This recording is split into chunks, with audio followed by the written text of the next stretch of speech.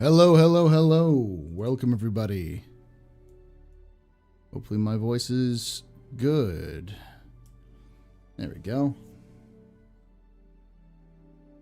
Welcome, one and all. Welcome, Argos. Welcome, fellow members of the Argo Cargo Cult. Welcome to the Astropub. Welcome to Office Hours. Let's get to the office and let's talk a little bit.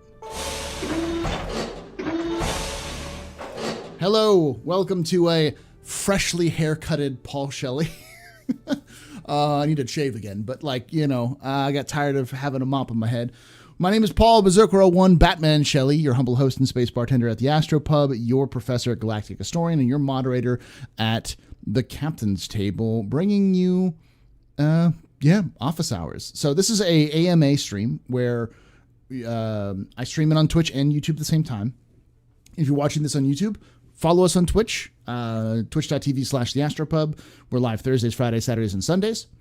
We mostly do Star Citizen, but we do other content as well. And if you're following this or watching this on Twitch, we have a YouTube. I do lore lore stuff on there. It's where I put all my Captain's Tables in case you missed them. These end up there as well. I do put up some highlights from the streams, that kind of stuff every so often. So, yeah, join us for this one. So, if you see me referring to things, or you're wondering, hey, well, this is a little different type of content, it's because it's designed as more of a get to know everybody and talk a little bit. It gives me a chance to test out new ideas, to talk about things that wouldn't really work in their own standalone format. It might work in a standalone format, but it's, the effort would be maybe too much kind of thing. So let me pull everything up. Timers. No, not timers. Commands. Nope, that's not it.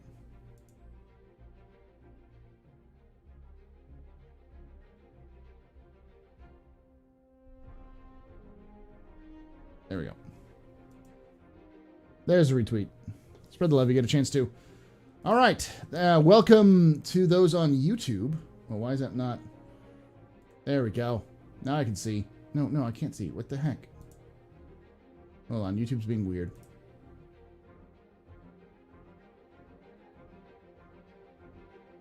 There it goes. There we go. There we go. Hey, Star Citizen modding. Ooh. I've been here for about 4 months. What have I missed? You've been in a hole for 4 months. You missed. Oh Lord. Okay. Hey Red. Hey Dig Dug. Mad Butters. Wolf Once and Luke. How am I doing today? I'm doing great. How are you doing, Luke? Darj. Kaniak. Nighthawk.